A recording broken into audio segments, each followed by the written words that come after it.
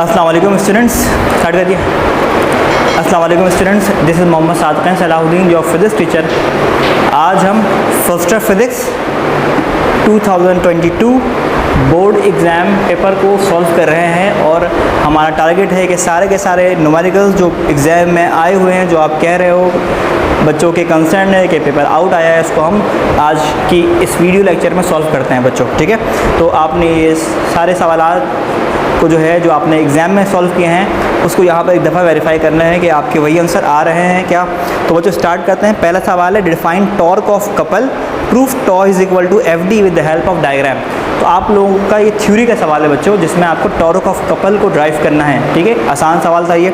Second question जो बच्चों है उसमें यह है कि आपको डायमेंशन को प्रूफ करना है कि क्या ये राइट लेफ्ट हैंड साइड कोई भी इक्वेशन लेफ्ट हैंड साइड और right hand side dimensionally correct है या नहीं है। तो आपको तीन जो है वो इक्वेशंस गिवन है। पहली इक्वेशन है s equal to V I T plus half A D square.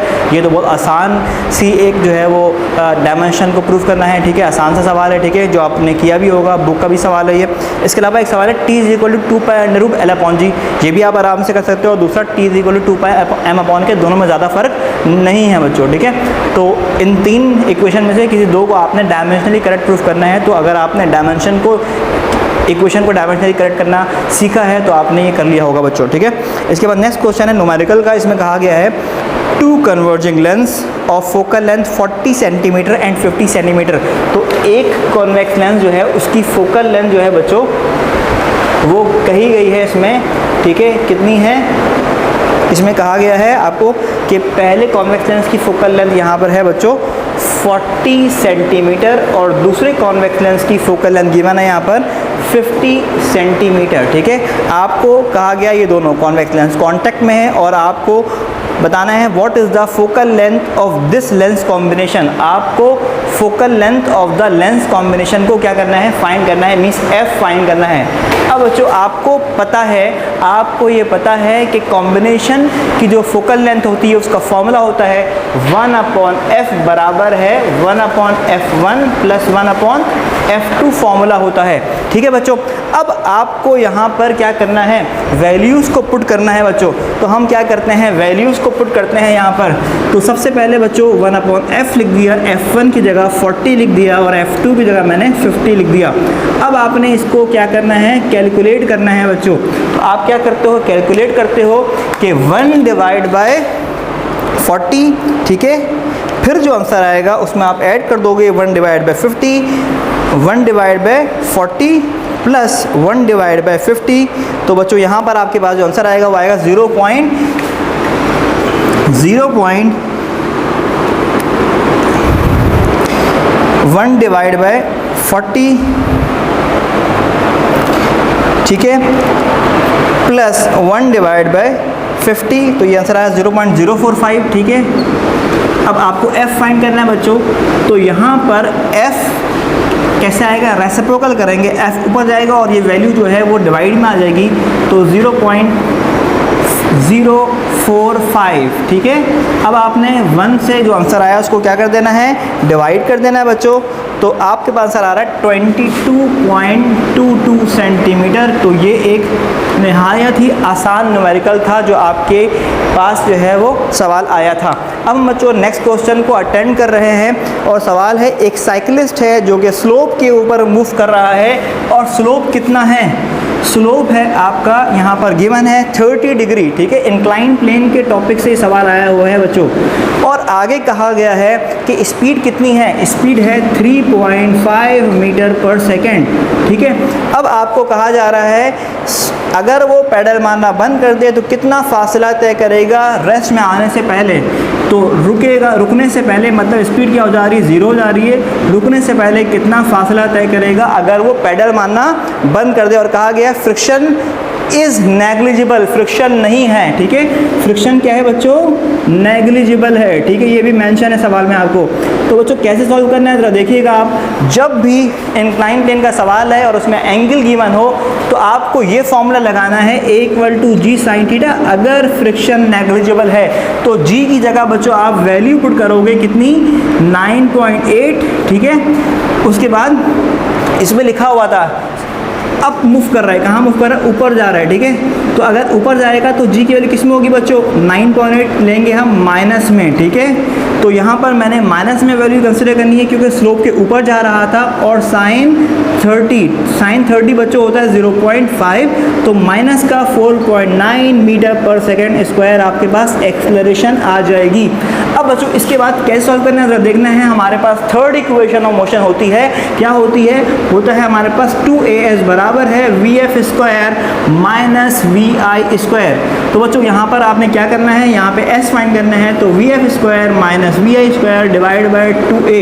तो बच्चों यहाँ पर vf की वैल्यू 0 है, vi आपको इन्होंने गिवन दिया 3.5 गिवन दिया इन्होंने, ठीक है, स्क्वायर लगा दिया, और a की वैल्यू माइनस का 4.9।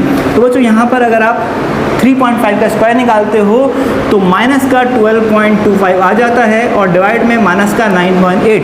तो मैं एक दफ़ा चेक भी कर लेता हूँ बच्चों, क्या यहाँ पर 3.5 का स्क्वायर आ रहा है, 12.25 आ रहा है, तो डिवाइड किससे करना है, 9.8 से, तो वैल्यू आएगी 1.25 मीटर। तो बच्चों ये जो सवाल है ये बुक का एग्जैक्टली सेम क्वेश्चन है, ठीक है, 1.25 मीटर ये आंसर आ रहा है। इसके बाद बच्चों हमने नेक्स्ट क्वेश्चन अटेम्प्ट करना है। हमारे पास नेक्स्ट क्वेश्चन है बच्चों, इसमें कहा गया है define intensity of sound and loudness, मतलब इंटेंसिटी ऑफ साउंड को और लाउडनेस को डिफाइन करना है, और डेफिनेशन लिखनी है, स्टेटमेंट लिखनी है वेबर फ्रेशनल लॉ की, और इंटेंसिटी लेवल का फॉर्मूला भी आपको लिखना है। तो इसके बाद नेक्स्ट क्वेश्चन बच्चों, what is the ratio of maximum range and maximum height. आपको मैक्सिमम हाइट और मैक्सिमम रेंज का रेशियो निकालना है for an angle eight which range is maximum, उस एंगल के लिए जिस पे रेंज की वैल्यू क्या है, मैक्सिमम है, मतलब 45 डिग्री के लिए। तो आपको क्या करना है बच्चों, सवाल मैं लिख देता हूँ, आप देखिएगा इधर कि 2 का छठा सवाल है ये बच्चों। आपको फाइंड क्या करना है, मैक्सिमम रेंज मैक्सिमम, ठीक है, divide by height maximum height, ठीक है, इसका आपको रेशियो फाइंड करना है, ठीक है, रेशियो क्या है, ठीक है। और कहा गया फॉर द एंगल, ठीक है, for an angle eight which range is maximum, तो रेंज मैक्सिमम किसको होता है बच्चों, 45 डिग्री पे रेंज क्या होता है, मैक्सिमम होता है, ठीक है। तो सॉल्व करते हैं बच्चों हम लोग इस सवाल को, ज़रा देखना है आपने, कंडीशन आपको इन्होंने गिवन दे दी है कि range maximum divide by height maximum. तो बच्चों आपको पता है रेंज मैक्सिमम का फॉर्मूला क्या होता है, रेंज मैक्सिमम का आपके पास फॉर्मूला होता है we not square divide by g, v not square divide by g, और यहाँ पर हाइट मैक्सिमम का आपके पास फॉर्मूला होता है we not square sine square theta divide by 2g। तो क्या होगा, g से g क्या हो जाएगा, कैंसिल हो जाएगा, और 2 जो डिवाइड में है बच्चों वो ऊपर जाकर क्या हो जाएगा, मल्टीप्लाई हो जाएगा, और यहाँ पर वी नॉट स्क्वायर से वी नॉट स्क्वायर भी क्या हो जाएगा, कैंसिल हो जाएगा, ठीक है। तो range maximum upon height maximum आपको फाइंड करना है। तो बच्चों यहाँ पर क्या होगा, आपके सामने मौजूद है कि 2 ऊपर चला जाएगा और डिवाइड में से बचेगा क्या चीज़, साइन स्क्वायर थीटा, ठीक है, साइन स्क्वायर थीटा बच जाएगा बच्चों आपके पास।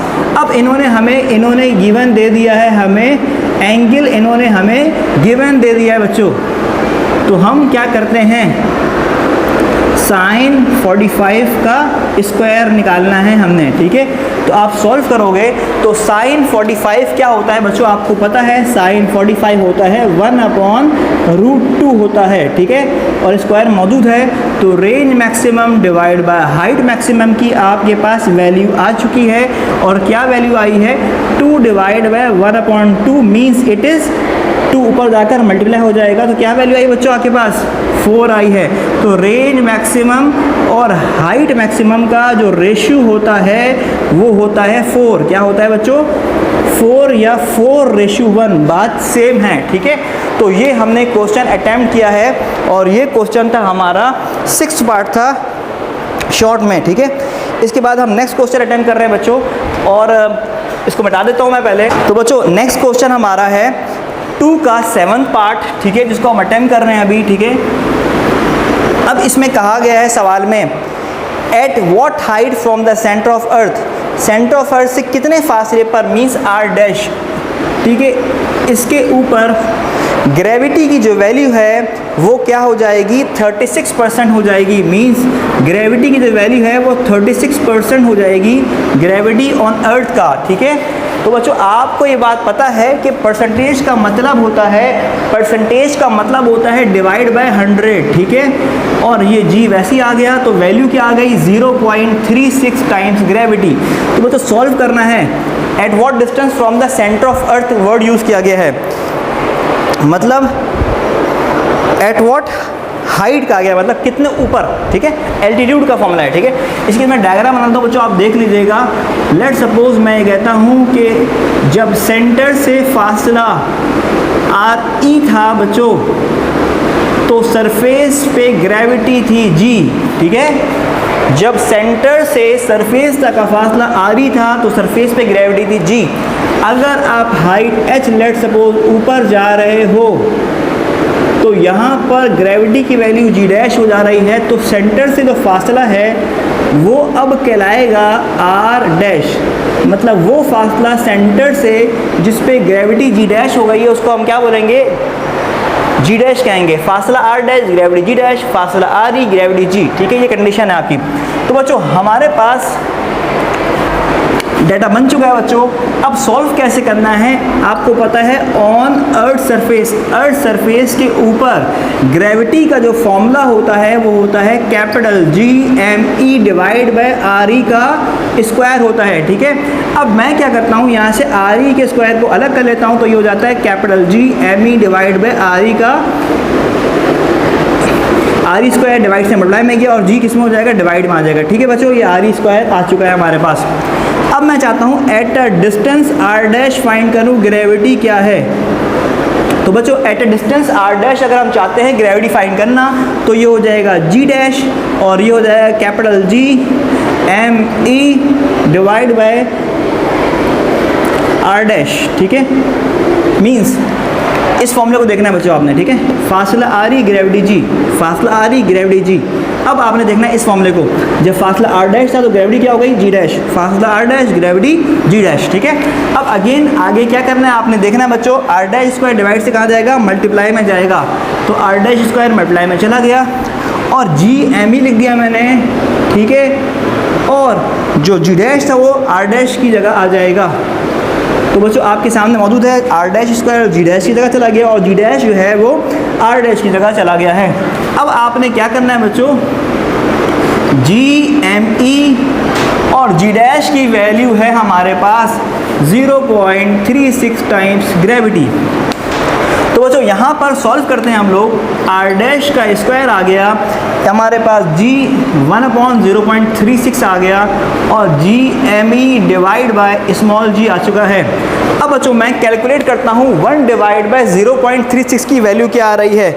1 डिवाइड बाय 0.36 की वैल्यू आ रही है 2.77। क्या आ रही है, 2.77 वैल्यू आ रही है। और GME upon small g, GME upon small g क्या है बच्चों, RE का स्क्वायर है और ये हो गया R डैश का स्क्वायर, ठीक है। अब R डैश फाइंड करना है तो स्क्वायर को हम इक्वल टू किस तरफ भेजेंगे तो बन जाएगा रूट, तो 2.77 RE का स्क्वायर। अब क्या होगा बच्चों, अब ये होगा कि RE का जो स्क्वायर है वो रूट से कैंसिल होगा और ये RE रूट से बाहर आ जाएगा और हम 2.77 का रूट फाइंड कर लेंगे। तो हम 2.77 का रूट फाइंड करते हैं तो क्या आता है बच्चों 1.66 RE।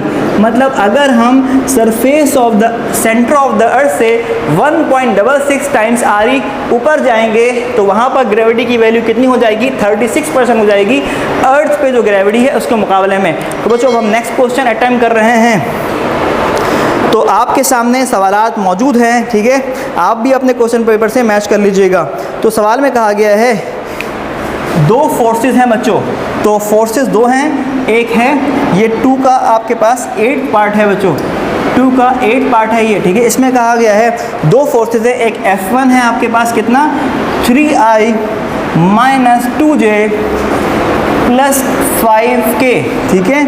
और F2 की वैल्यू है बच्चों कितनी, I + 6J + 2K, ठीक है। अब आपको कहा जा रहा है ये दो फोर्सेस बॉडी को लग रहे हैं और बॉडी फासला तय कर रहा है कितना, बॉडी फासला तय कर रहा है 4I - J प्लस 3k आपको वर्क डन कैलकुलेट करना है, ठीक है।